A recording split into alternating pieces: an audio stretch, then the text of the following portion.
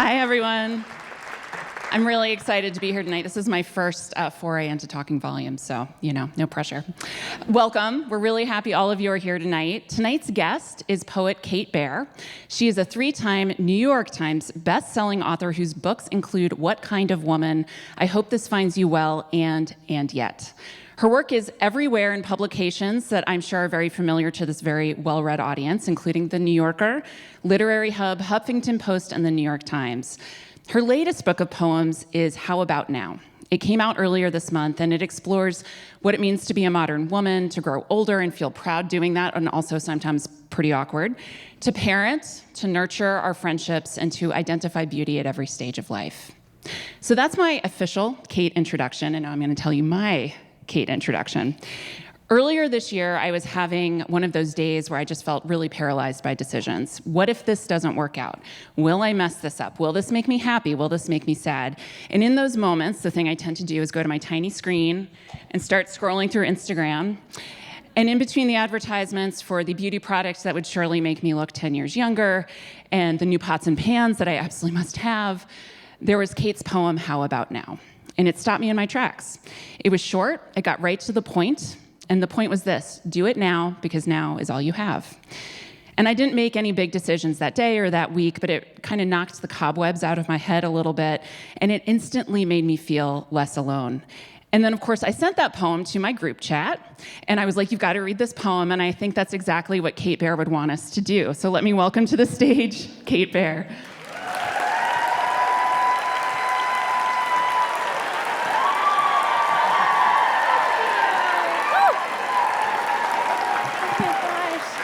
Hello, Minnesota. Oh, I love Minnesota. You guys are so wonderful. I'm so happy to be here. I've been trying not to do the accent all day. Let's hear it. No, I'm not going to do it, but I've been really repressing it. It's so great to be here. Before we get started, I like to say the same thing before every one of my events. Jeff Bezos doesn't care about authors, but places like your independent bookseller that's going to be out in the lobby and National Public Radio gives authors like me a home, and I'm just so grateful. So thank you so much for being here.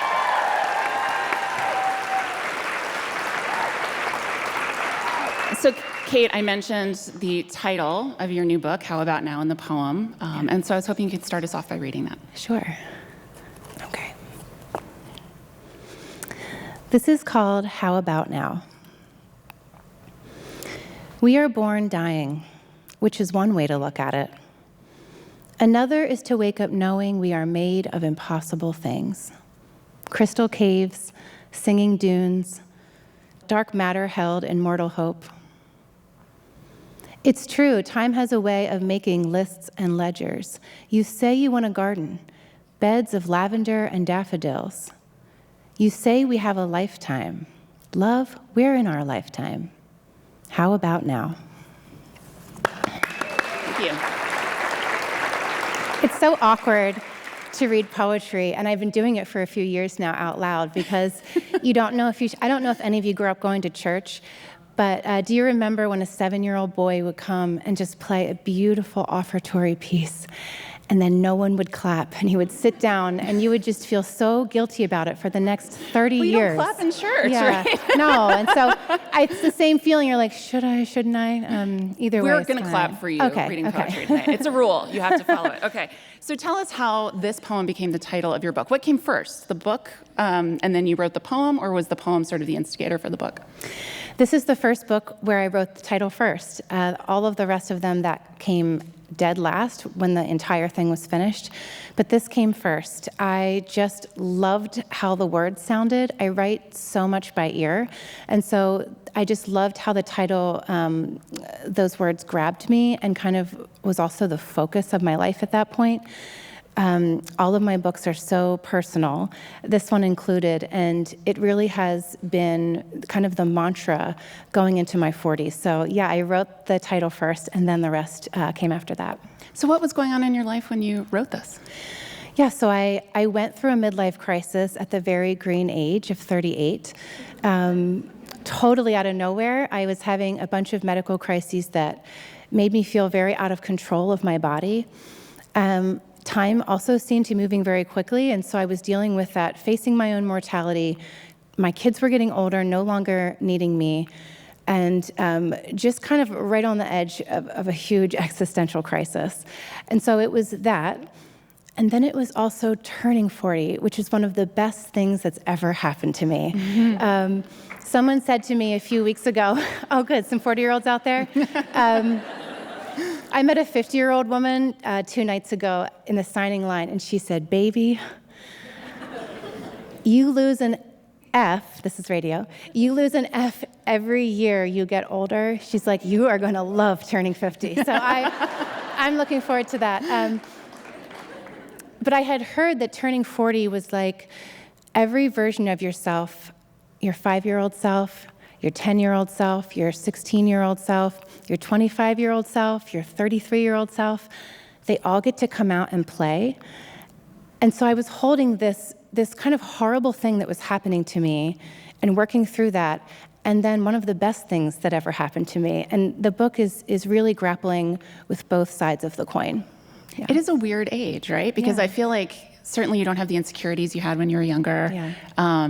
You've sort of done maybe a lot of the big things that you're expected to do when you become an adult, like get a job and maybe have kids or whatever, and then suddenly it's like, oh, I like myself a lot, you know? Yeah. And yet it's like time is sort of staring you down. It feels like a bit of a tipping point. So I think that's a very relatable theme here. Okay, I want to back up a little bit. This is a question we love to ask our authors here.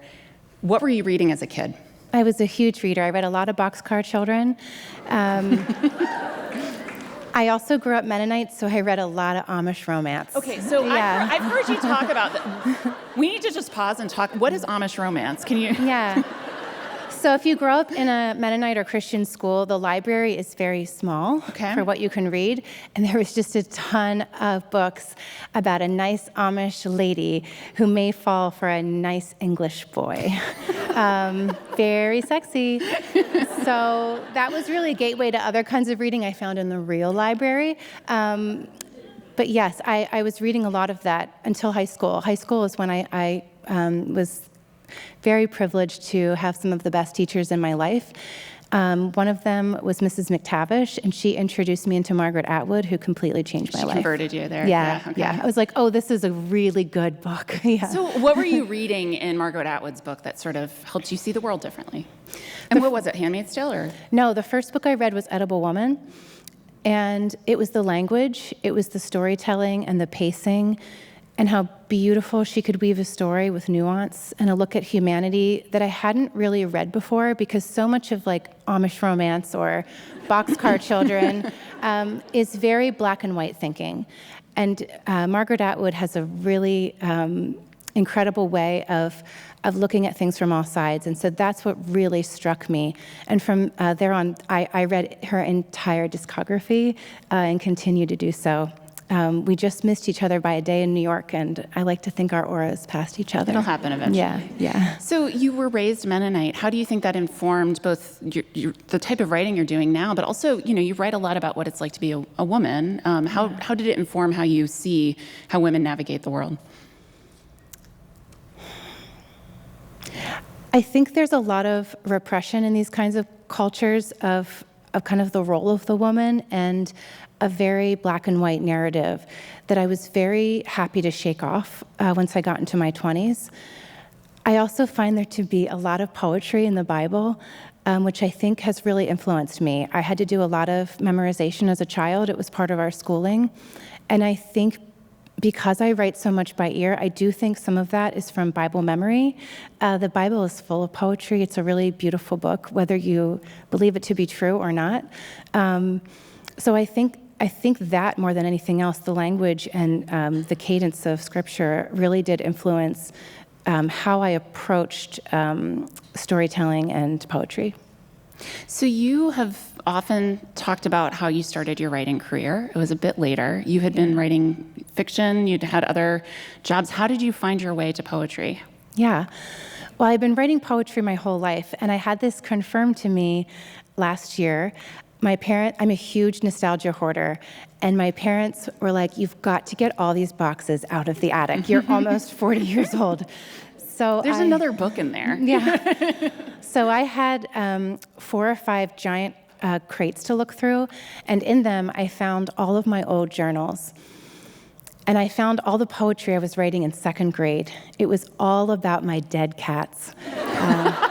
They just kept getting hit on the road. Huge, huge bummer poems. And then I found all the poetry I wrote when I was 16, really horny. And then all the poetry I wrote in college, which was also, again, really horny, but also really bad. But I saw that I had always been trying this medium. I also found my old screenplays and old short stories and books that I had started. So that was, I knew I'd always been doing it, but it was so fun to look back at the progress and the subject matter. Gosh, girls spend so much time thinking about dumb guys named Tyler, You're like, page 13, oh, he's still here, still thinking about him. So I'd always been writing. I majored in English. I was an English ed major and dropped the education at the last minute once I got into the classroom and realized teachers should be paid $1 million, and I would not be one of them. I graduated with English Lit, which means I was an office administrator. I worked in a dentist office. I cleaned out the homes of dead hoarders. That's how I used my English major. But all the time, that time I spent writing. And when I was in my mid-20s, my husband and I had just got married. He was a graphic designer, and I was an administrative assistant, and we both really wanted to go back to school. So I got into my MFA of choice. He got into med school, and then I got pregnant 2 weeks later. One of those jobs pays, one of them doesn't. And so I stayed home with the kids. Some of the best years of my life, I don't regret it at all. But that really put a halt in a lot of my writing. I did try as much as I could. I started a blog. I was writing for Huffington Post.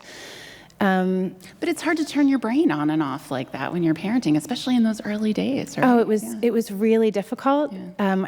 I had really bad depression when I was pregnant with my 4th. It was an unexpected pregnancy, and some of the worst postpartum I'd ever had after my 4th. And so it was then when I really had to make a choice, if I'm going to put on my life jacket or if this whole family is going to drown. So I saved myself, which saved everyone. And this is a really long answer to this question. Well, no, I'm not even halfway through, but I could keep going. It's really long. Your 4th child, while that seemed really scary at the time, I've heard you say sort of propelled you forward to start making some decisions in your life to help lay the groundwork to become the writer that you are. Yeah, the first decision was that I had to make money to pay for childcare. And so I started doing freelance editing work. I edited a 700-page Western romance by a guy from Arizona. It was a love story, and from chapter 1, it was very evident that this man had never met a woman. I was like, buddy, that's not how any of this works. But yeah, I used that time I spent 4 years writing a novel, which is what I call my slightly less expensive MFA program. And it was during that time that I started cheating on that manuscript with poetry. Like I said, I'd written poetry my whole life, but I was 30. It wasn't until I was 35 that I shared my first poem, which led to What Kind of Woman? Yeah. And you have written through some of those hardest days of parenting, and it's clearly a theme that you explore a lot in your writing. Your oldest is now 14. Yeah. And I'm wondering how being a parent and writing through all of that has really, both informed your poetry, but also, has it helped you see yourself differently as a parent? Has it informed your experience as a parent? It definitely helps to work things out on the page.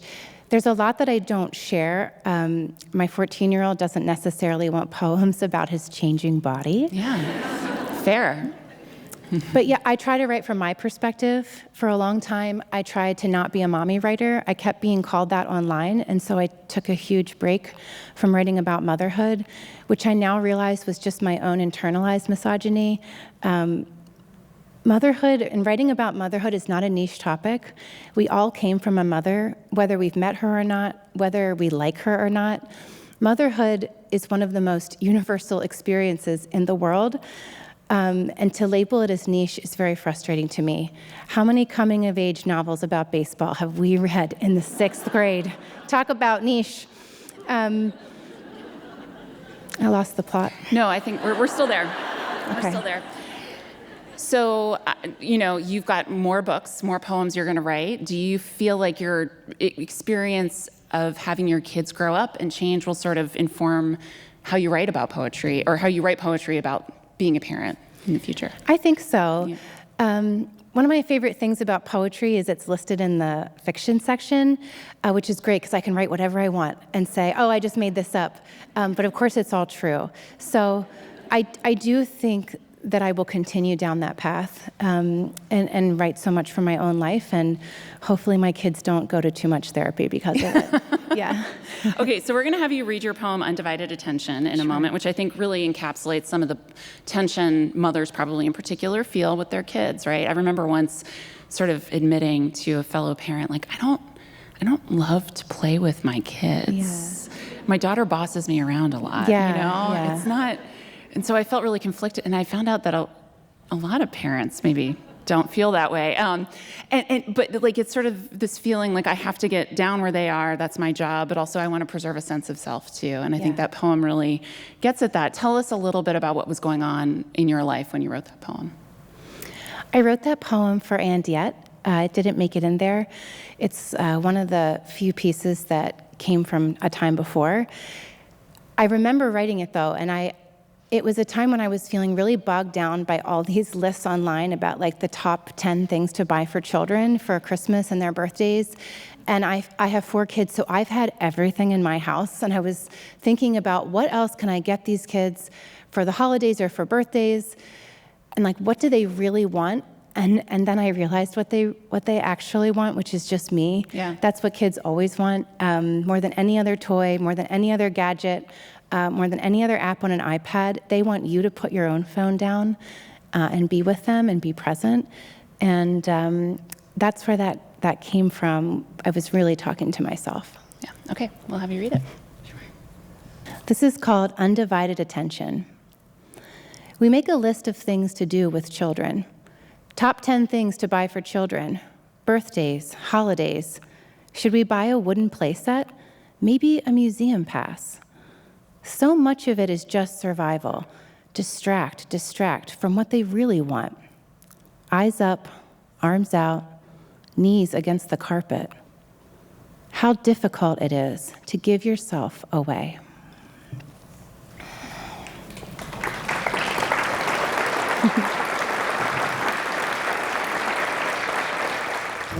Sat up, I stopped scrolling, deep breaths, I'm still choking. I've tried everything but smoking.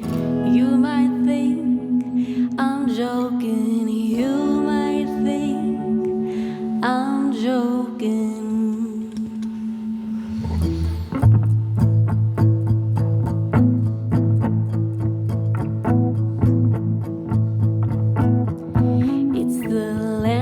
Conspiracy where kids shouldn't eat for free. You say you don't know what I mean. You're just a cog in the machine. Pretend it's about groceries. No need to hide your bigotry. They'll try to rewrite history, scrub all the gay from libraries, push vitamin A on TV, convince you not to get vaccines, come for social security. Do you still think they're on your team? Yes, I mean to be dramatic. No, I will not come around. Find a way to keep my head up. We will not follow you. We will not follow you down, down, down.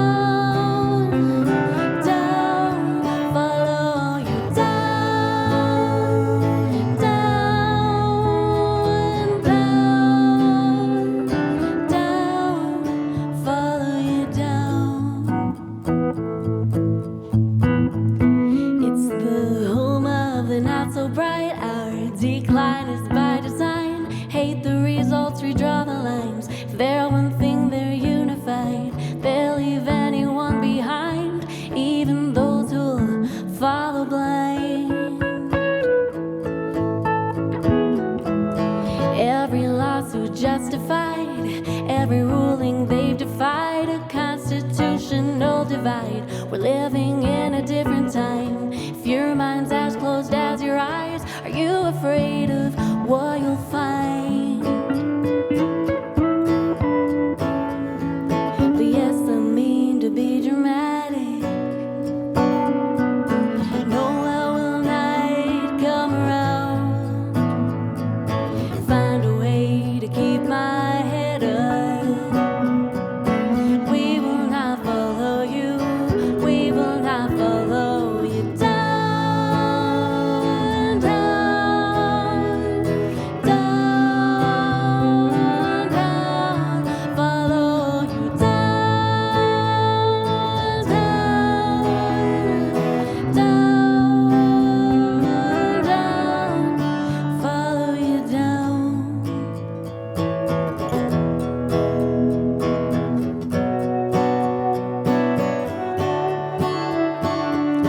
My country, 'tis of thee, so much for liberty.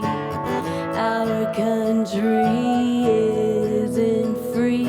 Open your eyes, you'll see. Yes, I mean to be dramatic. No, I will not come around. Find a way to keep my head up. We will not follow you. We will not follow you down, down, down, down. Follow you down, down, down, down. Follow you down, down, down, down. Follow you down, down, down, down. Follow you down.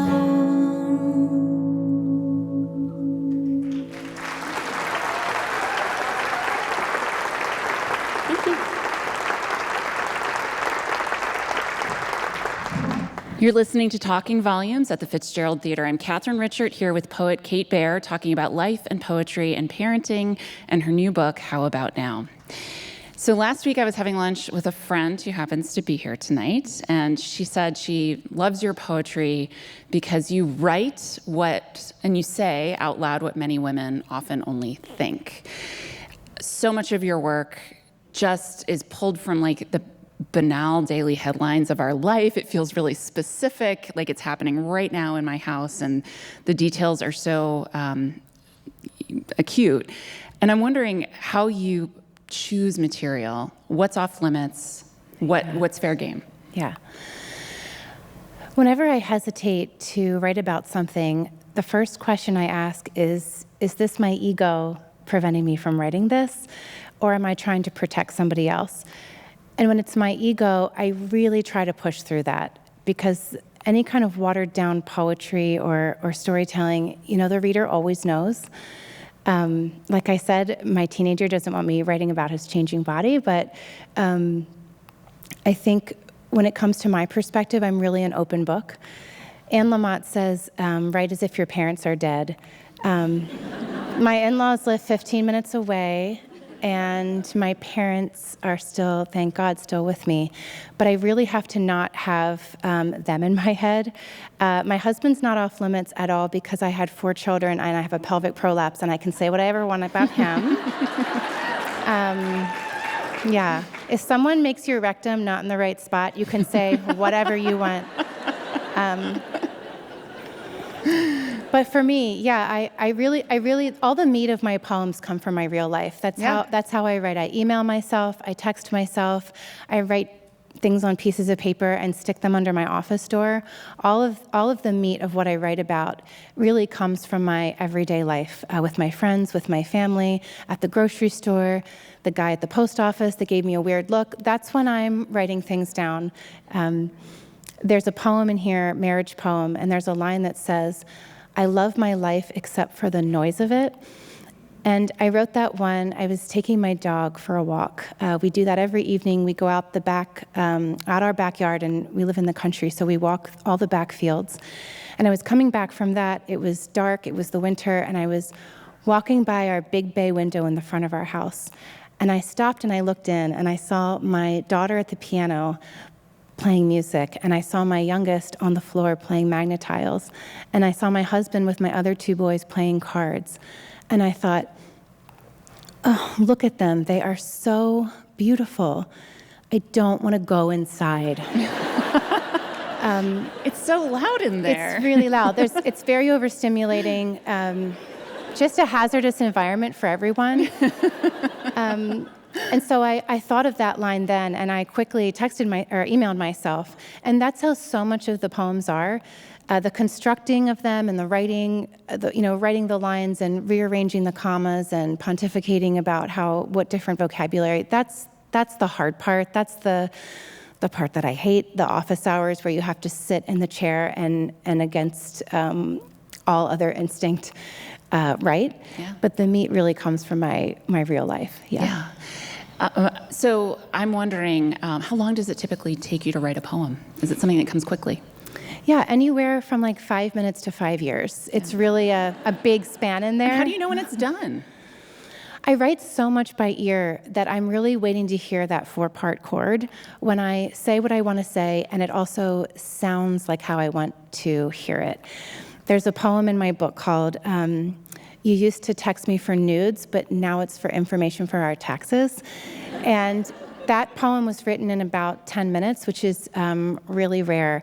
But the angels really sang when I wrote that, because it was exactly what I wanted to say, and I didn't have to work on it for months. And so that's really only happened 5 or 6 times in my life, but that's an example of a quick one. So many of them are still being written. I have 50 or 60 poems that are just lines that I hope to someday complete. Walk us through your process a little bit. I mean, do you write things down? Do you have a computer? I mean, what are your rituals that kind of get you going on a poem? Yeah, I kind of take those scraps that I pull together, and then I try to map them out.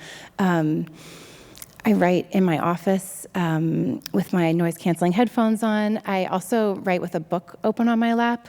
It's usually Lauren Groff's Fates and Furies. That book has incredible language and vocabulary, which has been really inspiring to me, just to get my head back in the clouds. It's my number one tip for writer's block, is to read. And so, yeah, that's kind of the environment that I'm writing in. And we were talking about what's off limits, what's fair game for poetry. Does your family read your poetry? They read a lot of Dogman. Yeah. Diary of a Wimpy Kid? Yeah, totally. Mm-hmm. My 3rd grader is reading Shel Silverstein right now, and he really loves that, and keeps telling me that he's his favorite poet. I'm like, knife to the heart. My husband reads the books once they're out, so he's probably reading that before bed right now. He tries to do that while I'm away. And my kids, I don't know. I'm sure they look through it, looking for sex and language and any kind of bad stuff Mommy writes about, but I don't know. We don't really talk about it. They just want to know when I'm coming home and what's for dinner. Fair enough. Yeah. So you recently turned 40. We talked a little bit about that. And I read a list of 9 things that you are doing for your 40s on the Cup of Joe blog. No. Sure. Yes. Big Salad. Also by the same blogger, Joanna Goddard. Yeah. Give us some tips. What's on that list? I don't know if I really have tips. I'm very hesitant to give advice. What's been really inspiring to me is watching all my friends turn 40, some of them before me, which is, I really lord over them. I have my closest friend group, I'm the youngest by 9 months. And so, you know that meme of the old lady and then a young lady, and you're you and your friend who's a few months older? I just send that to them over and over. They love it, don't worry. What's been really inspiring to me is watching them and other women in my life get older and really come into themselves in a way that is so much richer and fuller and more beautiful than they ever have been. And a lot of it is that confidence that you just can't get when you're 25. And I have loved watching them take up new hobbies and make room for their own careers and ask for what they want in a different way, and also carry themselves in a different way. And so I'm learning from them, and I hope to keep doing that. That's the pro, being the baby. Yeah. So you seem to be settling into your 40s well, but as we said earlier, it's also a time of really reevaluation in your life. Am I doing it right? Yeah. What do I still want to do? How do those themes continue to show up in your poetry? I think for this book, especially, just because of what I was going through, those were the themes. I'm not sure, how it will continue. That is so much is unwritten. But I think how it shows up in my real life is just taking risks like I've never taken before. Some of them are creative. Some of them are just like going to a Broadway rave. I just did that. Highly recommend. But a lot of that is that risk-taking. I find so much inspiration. I don't know if anyone read Heart the Lover by Lily King. Yeah. Such a beautiful book, so much poetry. And she really took some risks in that book, not having much of a plot, but really looking at having this incredible look at humanity and writing something that is so familiar, even though you might not have lived that experience. And so I'm really looking, again, to those other women and really challenging myself to take risks with whatever comes next, throwing spaghetti at the wall, seeing what sticks. It's my favorite part of the end of book tour or the end of one book is to just keep the playing field wide open and see what comes. Really interested in fiction and essay and screenwriting, and I think poetry will also just follow me all the way home. Yeah. So I know when I talk about your poetry with my friends, one thing that often comes up is, man, this made me feel less alone. Like this felt like a universal experience that no one had put into words quite like this before. And I want you to read Harvest Moon in a minute, which that's one of those poems for me. And I love the line where it's, no one listens because I'm always talking. And I'm like, how many times have I just been talking and no one's listening to me in my house? And I'm wondering if you could set that poem up for us just a little bit. Again, just set the scene for us. What's going on in your life when you wrote it? That was a revenge poem I wrote for my friends. There had just been so many times in the last 6 months that I had said, has anyone gone out and seen the moon? And they were like, we're watching the bear. Can you please just catch up so we can talk about it? And so I wrote that poem for them. Okay, well, let's hear it. Okay. By the way, they always send me pictures of the moon now. And that's why you should always bully your friends. Yeah. This is called Harvest Moon. You text your friends, have you seen the moon? They say they have, but you don't believe them. They are tucked into their beds watching Jeremy Allen White on the television. Have you seen the moon? You ask your husband. It's like he doesn't hear you. So you parade around the room, spray-tanned and irreplaceable. No one ever listens because you're always talking. Write this down, a note to self. If God had wanted sheep, she wouldn't have made us so full of longing. Gotcha.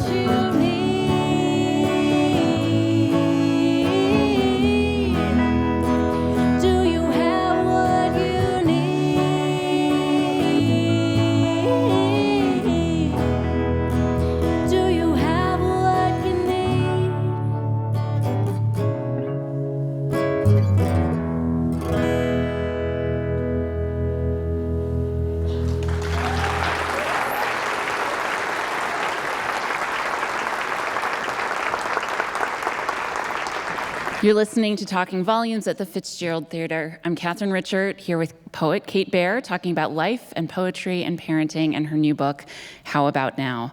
So Kate, some of my most favorite poems that you've written are actually about your female friendships. Why does this subject interest you? I feel like I'm on a friendship world tour. Every stop, that's what we talk about the most, and it is a huge honor to talk about my friends. They are my celebrities. I couldn't be married without my friends. There's no scenario in which I could ever be married. I couldn't mother without my friends. I couldn't write without them. I really couldn't breathe without them. It is one of my biggest beliefs that you have to put the same effort into friendship as you do a marriage. At least I do. Something I hear over and over again from people, especially as they get older, when friendship is hard, is it shouldn't be this hard. You hear this all the time. Oh, it shouldn't be this hard about a friendship. And I want to say, honey, yes, it should be. Relationships are difficult. Relationships take work and forgiveness and difficult conversations and grace. And I do think that the reward that comes from all of that effort is one of the greatest gifts of our life. It certainly is for me. Recently, I went on my son's 8th grade field trip. This is a year ago. I went on the 8th grade field trip. And when it was lunchtime, we all came into this big conference room. And every single girl, not one of them was left out. Every single girl sat in a circle, got out their lunchbox, and yapped. And I stood there and I thought, oh my gosh, this is the best part of the field trip. This is the part where everyone gets to talk, everyone gets to connect. I'm listening to their conversation. And then I turned around and I looked at all the boys, and they sat around the center table, got out their lunches, got out their phones, and didn't say a word to each other. And I thought, you are missing out on the best part of the field trip. And I still think this. I look at men today and I think you're missing out on the best part of the field trip. You're missing out on the real stuff, on the best stuff. I think if the men in our government systems would sit in circles on the floor and talk to each other, we could solve 99% of our problems. They're missing the best part of the field trip. And I really hope, as I raise my 3 boys, people keep asking me, actually on this tour, they say, how do you help your sons not miss the field trip? And I say, you know what, that's not actually my job. I'm modeling the hard work that goes into friendship. It's actually my husband's job to try a little harder, and all the men in all of the kids' lives to show vulnerability, to connect with each other, to problem solve, to open up to each other. And yeah, so much about female friendship in all of my books, all 4 of them, because I could never leave them out. They are such a huge part of my life and how I could sit here today. And I mean, I think my female friends, I mean, they literally on some days give me life. Like it was a few days ago where I was like, I think I might possibly cry on live radio this morning. They're like, you're gonna do great, you're fine. Yeah. You know? And I, when I think about what my friendships were like when I was younger, they're really different today. We are all very busy. And I nurture my friendships by relentless texting. Yeah. Can I be the funniest person in their life today? Did I make them laugh? That is the number one goal of friendship. It really is. You want to be the funny one. But also unconditional love, right? Totally. I mean, we're all facing really hard stuff in our life right now. And just going into these situations without judgment. How do you nurture your friendships? What do you do to keep these people in your life? I think the app called Marco Polo should be paying me at this point. Any of you on Marco Polo? You know where it's at, yeah. I'm talking to these gals all day. They know what I'm having for breakfast, lunch, and dinner. Really? I'm tracking their locations. I know now I sound like a stalker, but I do. Oh no, we share our locations too. Yeah. I do think that intimacy is so important. I'm talking to friends all over, not just the ones that live a few miles from me, but also the friends in my life that are across the country. I'm not really interested in meeting up every 6 weeks with someone and talking about youth soccer. I don't find this to be life-giving. I don't really want to sit in a coffee shop and hear about that. I want to hear about the fight with your husband last night. I want to hear about the recipe that was gross. I want to hear about how your kids had a meltdown before school. I want the real stuff. And I do think that is what keeps friends together. I also think we have a real big problem in our country with not seeing each other face to face. I know COVID really set us back. Our phones are also really setting us back. I know it's so much easier after a long day, and a lot of us are having really long days and hard days, much harder than the ones I'm having, where you want to sink down into your couch and doom scroll, because that's what's easiest for our little monkey brains. But I think that getting out in that real world with real people, there's so much comedy out there in community. Community is so messy. I know it's inconvenient, but there's so much comedy there, and so much of the real stuff that we've been missing, I think, more and more each year. And I'm looking out here tonight, and I see you all out here on a Monday, gray day, and I know you're thirsty for it too. You also want to be together, and I do think that our country is headed, and that's my optimistic view, is that we are headed back in a real world and out of the virtual world situation. Here's hoping. Yeah. Okay. So I have a little bit of a special request, which is that I want you to read two of my favorite poems from this book back to back, because to me they sort of embody the very mundane, hey, did you sleep okay last night? What'd you eat for breakfast? But also these deep and profound conversations that I'm having with a lot of my female friends virtually through texting and online. I want you to read Women Talking, Texting, and then the bridesmaid speech after that.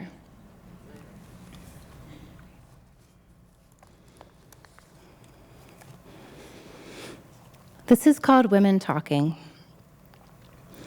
The dog gets sick all over the carpet, makes us late to school. My daughter wailing in the back seat that this is my fault, even though I got this dog to help her manage all her problems.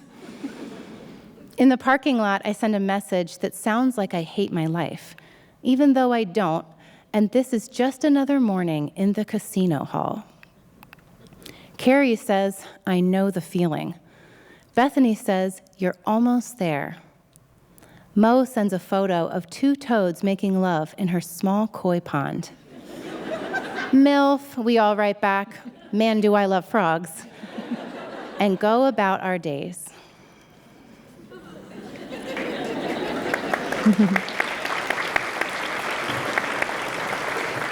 This is called the bridesmaid speech.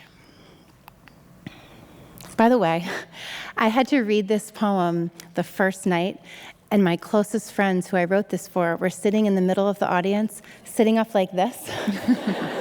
I barely made it through it, and I'm just so glad they're not here tonight. This is called the bridesmaid speech. I have known her all her life. And by that I mean I've seen her in the impossible light of girlhood. The spaces in between, the car on the way to the birthday dinner, the moment before the photograph. I have stood outside the bathroom stall, held tight while her shoulders shook with sorrow. I've watched joy arrive, midnight and unexpected, repeated stories until they were my own. It's true there is a cost to this devotion, but I'll let you in on a little secret. There is very little women choose to keep from one another. How lucky are we to know a love like this?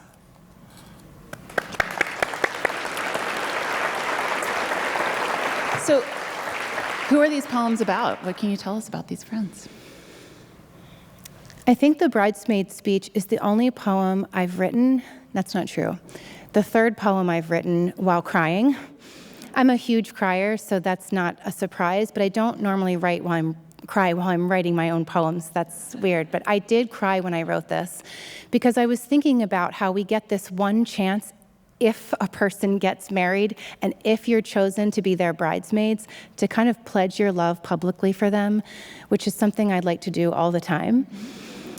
I also thought about all those bridesmaids I had in my 20s and how there's this whole other new, not necessarily better, but new group of women that are with me now in my 30s and 40s, the ones that have helped me raise my children, the ones that have really been with me in a real way in my marriage, and how we don't really celebrate that like we do a wedding or we do with these speeches. And I just wanted to have that moment with them. Even if I didn't necessarily get to go to their weddings or give that speech, I wanted a chance to do it now. Yeah, that's really beautiful. I love that. So we were talking a little bit earlier about how online we are right now. And for better or for worse, a lot of your poetry has reached me through Instagram. Sure.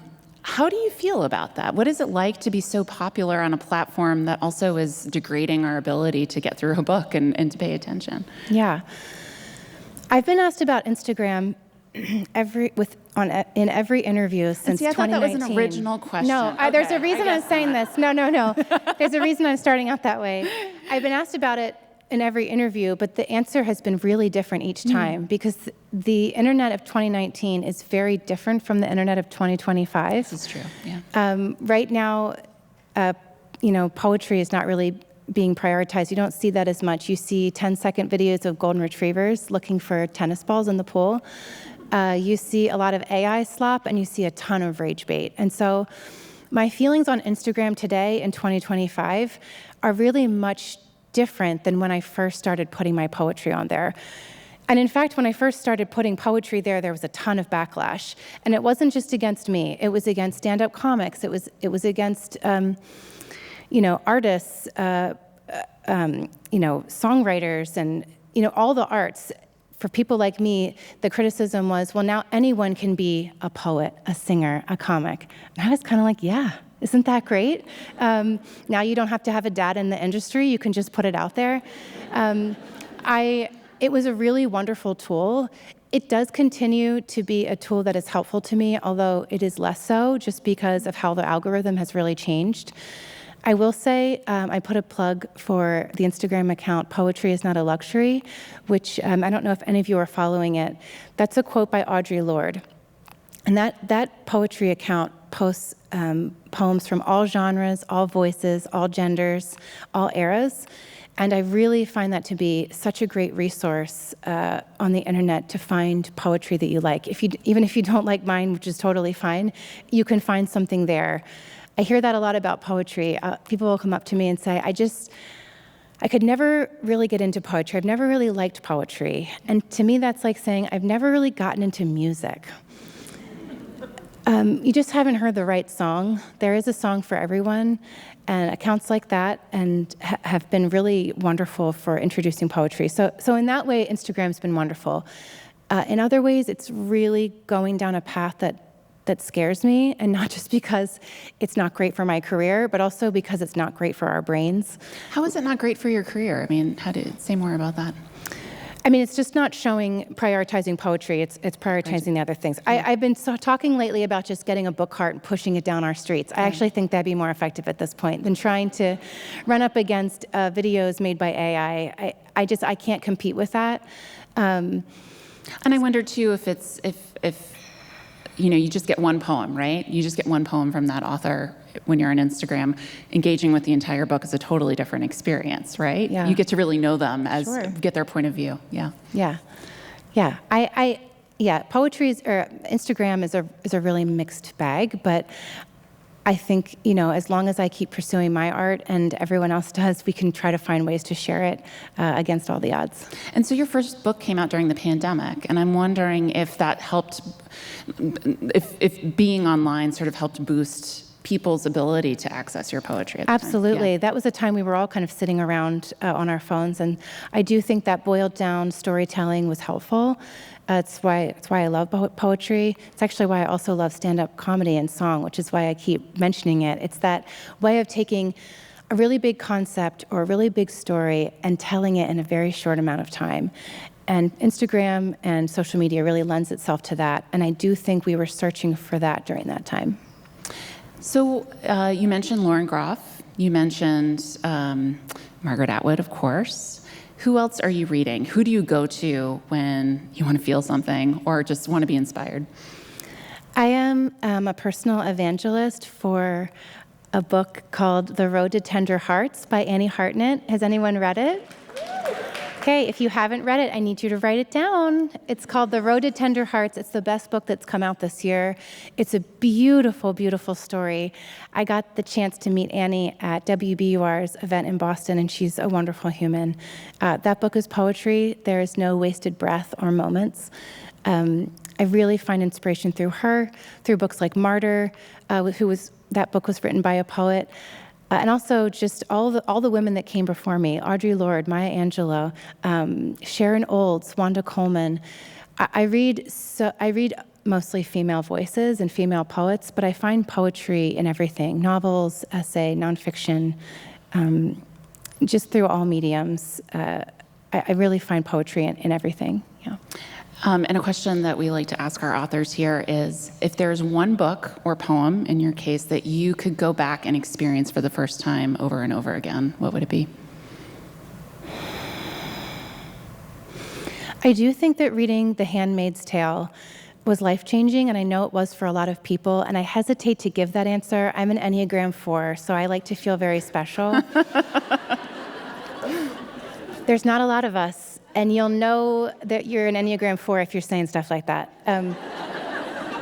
So I hate to say The Handmaid's Tale, but that really was a life-changing book for me. Even though it wasn't the first Atwood that I read, once I read that, I felt opened up to such an interesting way of writing about our current issues.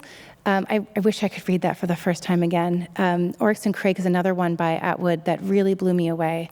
And it's probably at the top of my list for her books. Yeah. Also, The Road to Tender Hearts. I'm just going to come back and plug it one more time. We're all going to be back here and having read that book. It's so good, okay? You'll laugh, you'll cry. It's cozy. So I asked you to pick any poem you want to read to wrap us up here. Totally surprise us, so here you go. Just go for it. It's kind of a bummer of a poem, so now I'm regretting picking that. You can change your mind.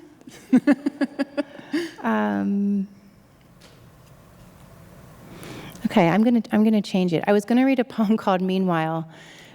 You can find it in there. It's kind of fun to read out loud, but it's kind of a bummer. So I'm gonna end with something on a lighter note, and this is called Second Coming.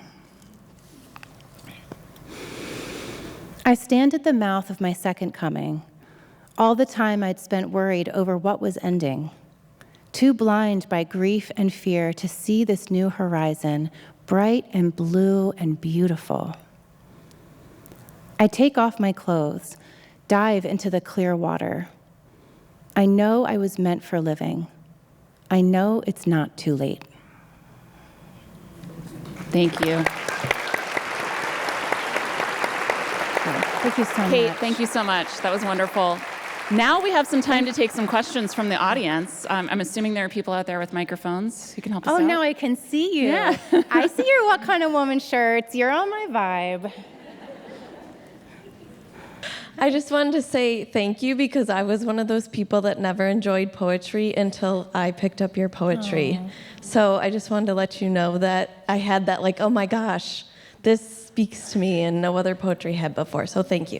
Thank you. Thank you so much. Kate, how often do you get that from people? I get that a lot, and I'll tell you why. It's not because the poetry's that good. It's because in the 80s and 90s, we did such a huge disservice to poetry in the public school system and the private school system as well by teaching old, dead white guys. It's kind of boring. I know William Shakespeare has some great stuff, but I've met so many teachers since who teach modern living poets and female writers, and I'm so grateful for them. Yeah, thank you. Yes. Tell us more about what music you like to listen to. Oh, that's a good question. I don't know who these... Oh, that was very good. That's my dream. You're living my dream. I listen to a lot of Cardi B.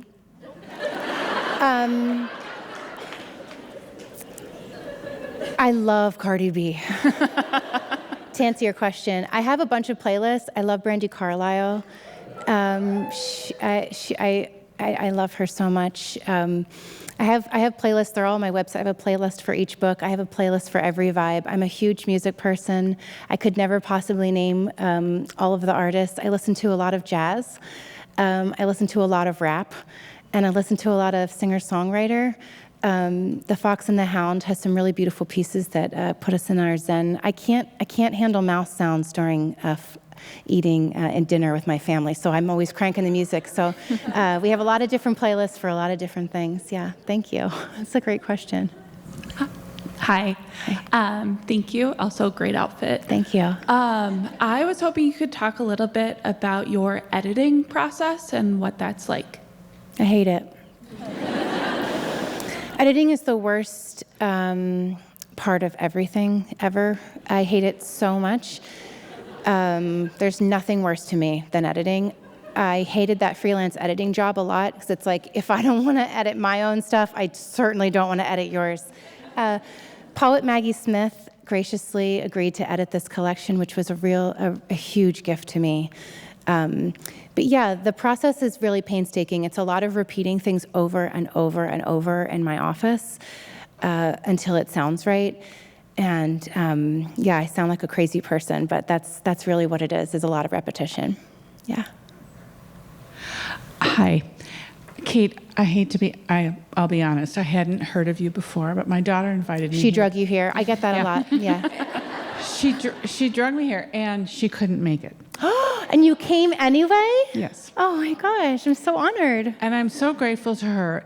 So as a 60-something mom of two 40-year-old daughters, you've opened my eyes to many of the things that they're going through that I didn't go through or consider at the time. How do I support them? Oh. I think showing up to the poetry event that she was going to drag you to, pretty much you're at the top of your game. The fact that you're asking me that question speaks volumes to what kind of mother you are. They're so lucky to have you. I have no notes. You're all good. Yeah. Thank you. You taught me tonight. Thank you. So speaking of parents, you said that you need to write like your parents are not alive, and that actually stops me from doing a lot. I'm a singer-songwriter who can't really say everything I want to say, and I want to know, what do your parents think? Oh.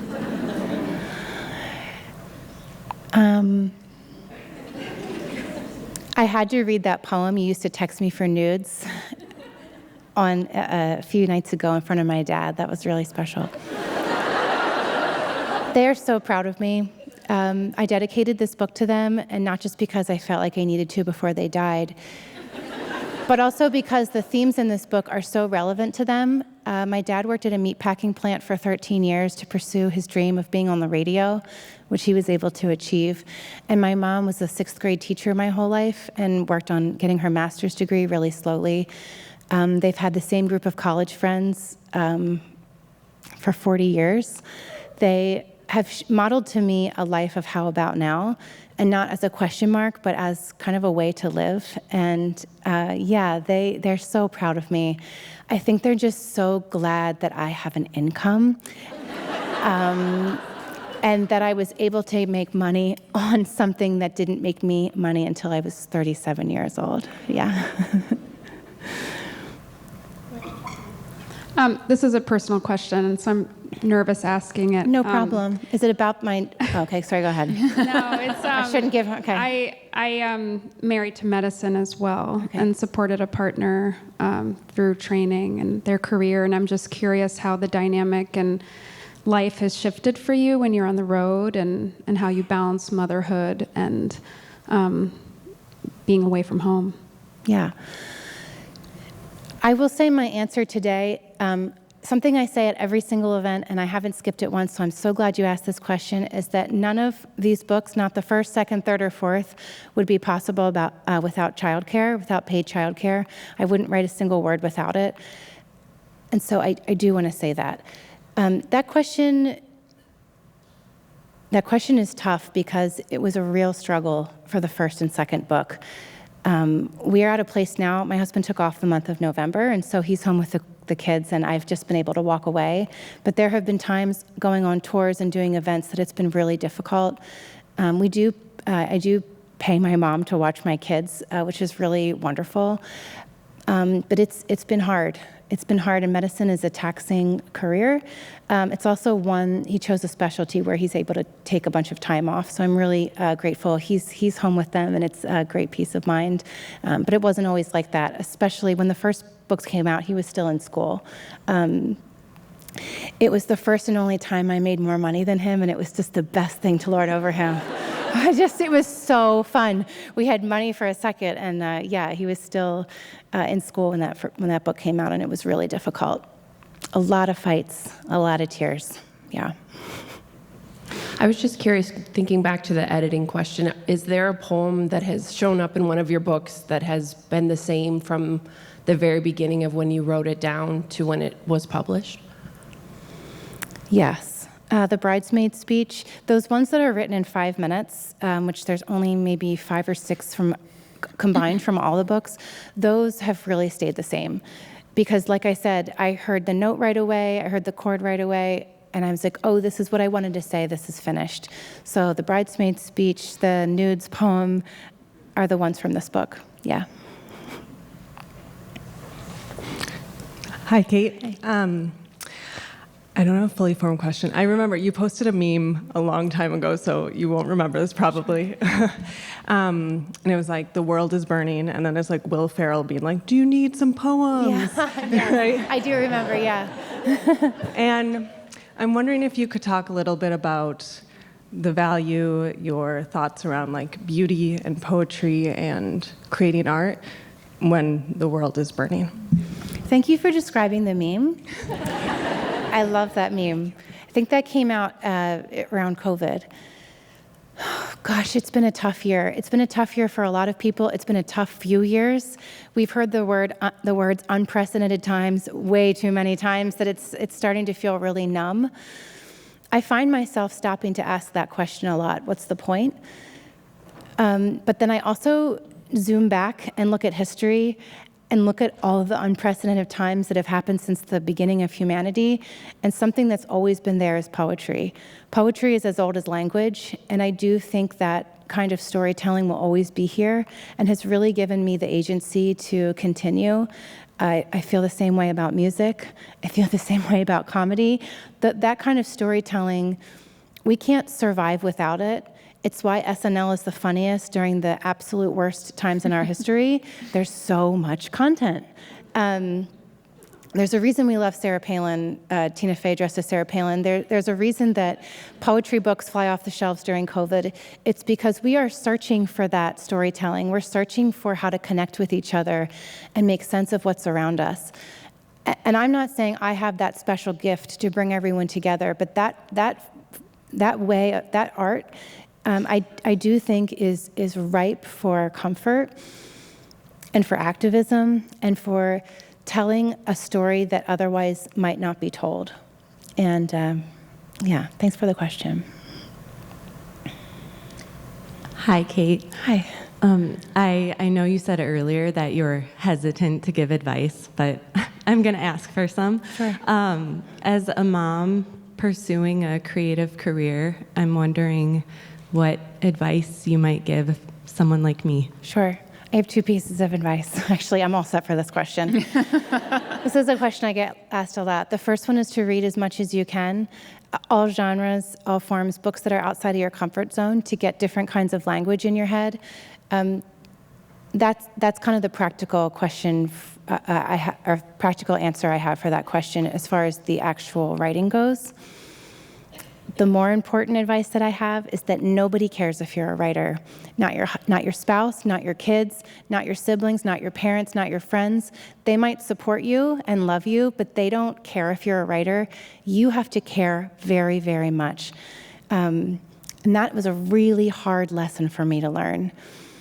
I feel like we meet people in our lives and we say, oh, they're such an old soul. No one ever says that to me. I am a new soul. I have to learn things the difficult way over and over and over again until I finally maybe half learn it. And that was a lesson for me that I had to learn in such a difficult way. I kept waiting for someone else to make me write a book. Like, don't you guys want me to do it? And it's like, no, they don't care. I have to care so much that I'm willing to rearrange my life and edit a 700-page book from Arizona, and upend my family and leave a nursing baby and do all those things that were very difficult but ended up saving my life. And so I can't tell you to do it. You have to do it, and I'm sorry. Yeah. We'll take one more, yeah. Hi, Kate. You did a series of poems where you reframed mansplaining or troll comments and turned them into statements of like true power. And I'm curious about how you worked through, or maybe continue to work through, those experiences in the face of your like beautiful art and putting yourself out there for all of us. So she's talking about a book I wrote called I Hope This Finds You Well, which is a book of erasure poems made from messages sent to me, both positive and negative, and then also things like Brett Kavanaugh transcripts and Donald Trump quotes, and a lot of bummer pieces, but I promise there are funny, nice ones in there too.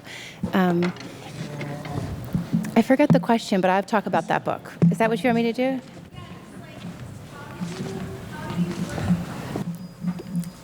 People often ask me, do you still make those erasure poems with negative messages? And what I want to say to you is if you want to send me a message about how much you hate my outfit, I need you to use nouns. I need you to use interesting nouns. I need you to use adjectives. I need you to use adverbs. It's really hard when I don't have the source material to make poetry. So please, if you have a hateful message for me, I need you to really tell me why you hate me. That was one of the hardest parts of writing that book, was finding material where there was enough words. So I had to go through years and years of messages, of emails, of blog comments.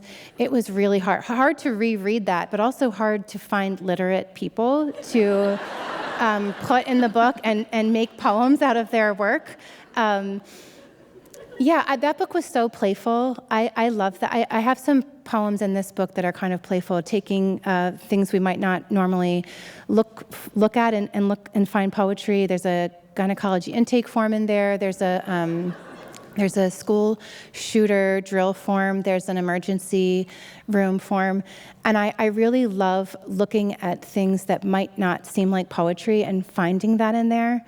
But yeah, that was a really fun book to write. I actually met someone who sent me one of the pieces. How did that go? Yeah, I was, should I say? I was in North Carolina for my book tour. I'll just say it. And I was doing an event, and I was doing the signing line. And a husband and wife came up to the table, and the wife was talking to me about how much she loved my work and could we take a picture. And while she was going to find a bookstore employee to take our picture, the husband leaned over to me and said, "Thank you for including one of my messages in your book." What? I know. Wow.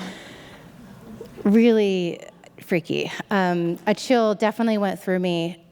I know which one he wrote because of the context of my conversation with a wife. I know they have 3 daughters.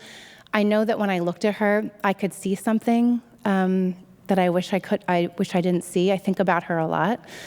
So that book was hard in that way, and then especially seeing that this is a real person with a real family that would write something so awful to me, and to know, also it kind of put some things together, because sometimes when men message me, I'm like, why are you following me? This is a girl's space. I don't know.